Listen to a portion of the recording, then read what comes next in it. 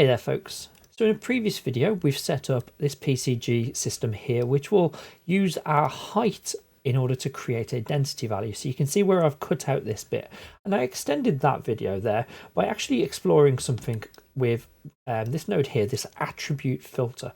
So we actually search for this by looking for something called a point filter, and obviously you can see here it renames it to an attribute filter depending on which version of Unreal Engine 5 you're working in. And with this, what I've done is I've given it a target attribute and I've provided an operator to say whether it's greater than, less than, and I've used a threshold to determine where it should appear above or below. But what else can we do with this point filter? What else can we do with this attribute filter? And that's what I want to look at now. So what we're going to have a look at is how we can actually inspect nodes to start having a look at these attributes and what kind of attributes we can actually use. So here we've just used position Z, but what else can we actually compare against? Now, to get started, what I'm going to do is I'm actually going to pick one of my nodes. I'm actually going to come over here and I'm just going to turn off all of the actual mesh elements. So I pressed E to disable them. And I'm just going to come over here and start debugging some of these nodes. So I'm going to go to the surface sampler that actually creates all the points across the floor for my ground cover to appear on.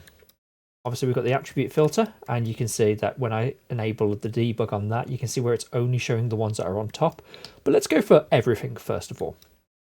Okay, so with that selected, what I'm going to do, I'm going to right click, and you'll see there's an option here called inspect. I can press A on my keyboard in order to debug this. But you can see it adds this little yellow icon. So we've got debug with the blue and inspect as the A. Okay, so with that selected, you'll see we've got this bottom section down here where we're actually inspecting all of the details, all the attributes for these points that exist in our world. And right now you can't see anything in there. And the reason for that is because over here we've got the list of the different point filter. In this instance, this is what this PCG is called. So if I was to select this, go find it in the content browser, you'll see that it's called point filter. Well, it's got this point filter here, but it doesn't actually know which one of them I should be inspecting. So I'm just going to expand that and select this one. And then what you'll see is this is the one that I currently have selected.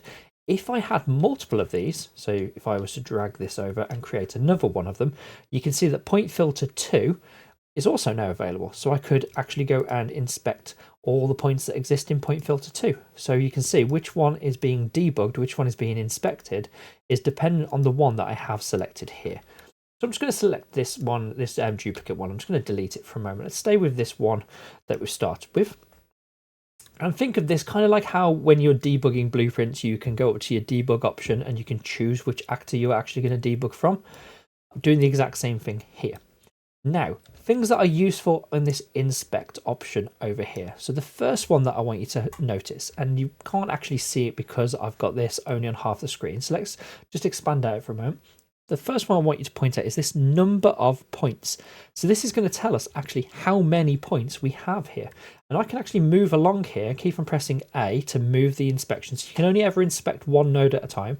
But as I move along, you can see where it's actually going to give me the different values. So this surface sampler here is creating 592 points. But if I use the density filter to filter out 0.7 through to 1, so the top 30% of them, I go from that value that we had of 592 down to 160. We take these ones here, this 2,987, we filter out the lower end ones, we're down to 2146, and if we come over here where I'm starting to filter these out, you can see we've got 181 on the top end, 1,741 here, and 224 here. So we can always use this as a kind of a bit of a performance check, see how many actual points we are creating. Then if we go and have a look at all of these different options along here, we can see where the index, so the actual number of the point, will relate to all of the different attributes and all the different properties that belong to that. So we've got position X, position Y, position Z. Obviously that's its location in the world. Its roll, pitch and yaw, which if we're actually editing things with our transform points, if I was to inspect here, you can see how each one of these individual ones is potentially being rotated around. And you can look at this, you can see I'm actually rotating this at 360 degrees. So I'm going to see a massive amount of range in the rotation yaw, whereas the roll and the pitch because I'm not actually doing min and max here, that's probably very heavily influenced by the surface that this is going to be on. If they're all on a flat surface, then it's very likely that they're all going to be the exact same rotation. If they're all uniformly laid out, they're probably going to be the same. We've also then got the scale X, Y, and Z, which is obviously the size of those. We've also got this bounds min, bounds Y, bounds Z, in terms of min and max of all of them. And if I go along here and just go back to the surface sampler and inspect the surface sampler, you can see that the points extents here, we're saying that each one of these points is 20 by 20 by 20, which refers directly here to that bounds value. So the bounds, you can always think of it as the actual extent, the size of the point itself. So even though we've got these kind of scale multipliers that are being assigned to it, they're being multiplied against this bounds volume that we have. We've got some colours, and we will look in future videos at how we can use colour within our thing. We've got the density. Density is really useful for us, obviously, because we can use that for our filtering, and that's exactly what we're using when we come to know these density filters here. We're filtering out things based on those densities. And you can see here, all these ones are very, very low because they're all ones that exist between 0.1. All of these ones here are going to be ones that exist between 0.1 to 0.9. And then we've got this big section here. And this section, you can see there's a massive list of all of these interesting different names for, things like pine moss, moss, lake, ice, grass. Well, these are all based on the actual landscape. And if you look right back to the starting point, we're getting the landscape data. So we're not just getting the positional data of where this exists on the landscape. We're also getting interesting information such as what is the surface that this exists on, which we can use as a filter. We can use this to filter out and only grow things on particular materials. So let's go and have a look at where that's being set up and maybe some other examples of inspecting it. If I go into my selection mode and change it to landscape and then go to paint, you can see that all of these layers here, which are set up, this is in the Synty alpine pine kind of forest prac. So this is the default material that exists in there for landscape. All of these correlate directly to those headers that we have just seen. And there's a couple of examples over here where I've kind of just thrown some things down. So if I go into this forest area where I've just done a bit of a combination of everything, and if I was to inspect this, so let's have a look at maybe what we've got here. This one is going to be the flowers. Okay, so if we just inspect the flowers and I press A and then scroll along, we can see that the majority of those flowers are all appearing on grass 0. But there might be, I'm hoping that there is some, there we go. We can see that there's values where some of them are appearing on different materials that are happening below here. So if I just move this out the way just for a moment, you can see I've done a couple of splodges just to show you this. Probably should do bigger splodges, it'd be much easier to see the data. But as they appear on those splodges, you can see this updating to show me how much of that layer they're actually appearing on. And it's great because it's obviously a float value between the two. So we can say if it's greater than a certain number, then we could start actually using that. Okay, so let's go back to this example over here where we are using this filter and just have a look at the attribute filter and point filter and how that actually works in terms of setting up values for us. Okay, so I'm back inside this PCG point filter, which is just this one that we've got here. And you can see I've added in just some kind of dirt, moss, mud areas here on top of this landscape.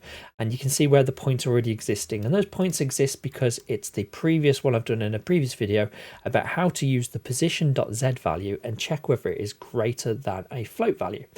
Okay, I have also just disabled all of the static meshes just for a moment. So you can see if I press E, they'll all turn back on. If I press E and disable them, they're all gone.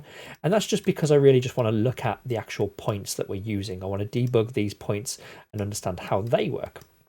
Okay, so let's come into here now and start thinking about how we can use these point filters and what exists within them. I'm going to go step by step through some of the elements and the options that are inside of the point filter. And then we're going to look at how to actually use one of these to target a different value or a different variable. So the first thing we've got is this operator. And operators are going to be things like, greater than or equal to, less than equal to, equal and not equal to, things that we're going to use quite a lot, especially with things like float values and numbers. And if I was to inspect this attribute filter here, you'll see most of these, if not all of the properties you're going to see for the majority, are going to be some kind of float or integer value that we're using. Now, there are different things we can do, and we'll expand these in future videos, things like adding a tag and using that string value of the tag to have a look at and compare and see whether it's equal to. But for now, we're just looking at the number. And here what we're saying is if that number of position.z, well, position.z, that target attribute, that's referring to a very specific column. So we're looking at the data for each one of these points. We're looking at the data that exists in this column, and we're saying, does that data exist higher than here? So is it greater than 93? And what you should see is, because I'm debugging it here on the next node, that every single one of them actually that's appearing here is obviously greater than that. But I'm inspecting them at this point, so I'm going to see all of the different values. So you can come into here and you can look at those values. And if I go all the way over, because I've painted that landscape material, you'll see there's grass _01 and mud, and I can make a comparison. So I can look at it and say, well, actually, if something is over 0.5, maybe, these three here, if something's over 0.5 on mud, maybe I want to keep those values. Maybe I want to keep those points. And that's going to be a really useful thing for having, points that exist only on certain types of landscape materials. And then what you should be able to do is just paint in your materials. And as you paint in the material, if there is enough of that material there, it'll start influencing the PCG to spawn. Now, why is it such a kind of wide range? Well, that's because if I go into my landscape over here and look at the painting option, you'll see that I've got my tool strength here set at 0.6. So when I've painted, even though it feels like it's completely heavily mud value, if I was to actually paint it with 1, I would be painting just solid mud. But I've painted with 0.6, and that has meant that it's got a bit of a gradient to it. And as I keep on painting over and over and over again on that, I'm building up those values, and it allows you to have a blend between those different materials. Okay, so let's just have a little bit of a look back now then at this attribute filter and think about what that is also doing. We've got that constant threshold. So this is something that if I add in a point filter, you'll see it's not turned on by default, but I've clicked use threshold, and that means I can use this value and I can define my own threshold to compare against. So I've said, let's look at a float value, so this number decimal value here, and let's check, is it greater than, look at the logical operator, is it greater than this defined value and this number here? We'll look in the future at how to kind of push these things out into parameters so we can control them externally. But for now, I'm saying, is it greater than, and let's say 95.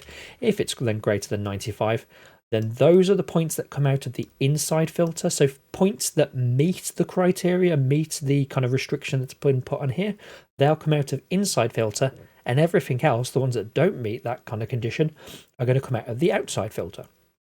Okay, so let's have a look at the default one again. And you can see the default one comes out as target attribute, and it automatically targets density.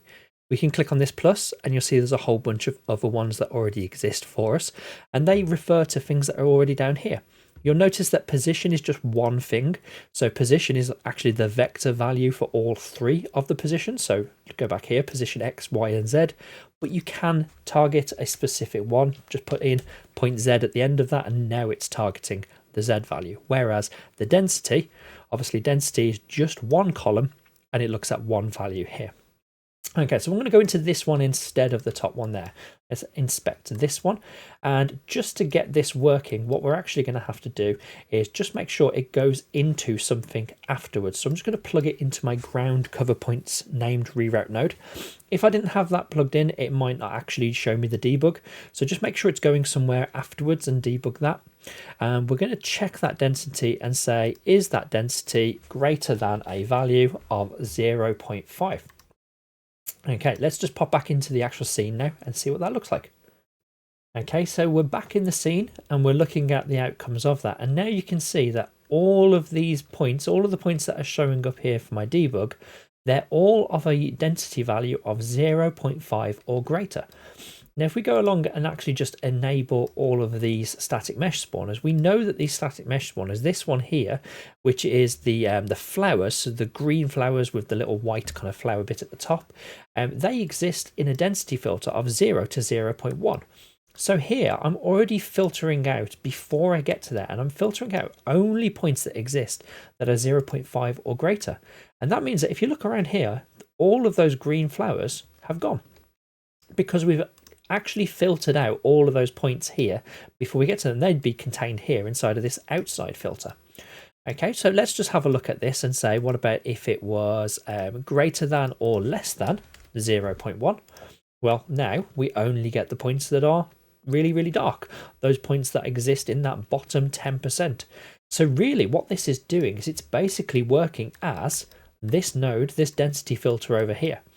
And obviously we can also go a little bit further with this with the point filter range, and you can set in minimum and maximum ranges. And again, that's what this density filter is doing. We're giving it a lower bound and an upper bound, and we can do the same thing to kind of check and say, does it exist between these two values? So here I'm having to add in 3 density filters in order to have the lower bound, the middle bound, and the upper one, but I can obviously have as many as I want. But if you've got like a yes or a no, is it greater than this value or not greater than this value, or does it exist between this value, and if it doesn't, it's outside of it? So maybe we want only the middle bits, and things that are lower than that and higher than that need to be removed.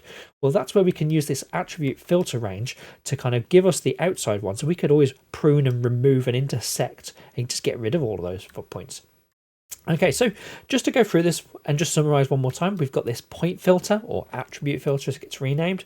We define the operator, we define the thing that it's checking for. So I can define, is it looking at density? This plus value here is going to give you ones to look at, but we can also use the inspector to go look at these values, see what they equal. We can use a constant threshold in order to tick this and define a variable type and a value that we want to check against. And this is very much how most of these other nodes are working. So things like the normal density, the height density, the density filter, they're all working by looking at these attributes and using an operator to compare against it. So if you want to go through there, you can obviously go and inspect it, find the values you want, and in the future we will come back to this quite a lot more. We'll come back to it when we look at materials and filtering out to only have things on particular materials. We'll look at it by defining tags. We'll look at it defining distance between things. There's lots of stuff that we can use this for. So it's a very versatile, very useful node. Thanks for watching, folks. If you enjoyed this video, then please consider subscribing to access more of my Unreal Engine content.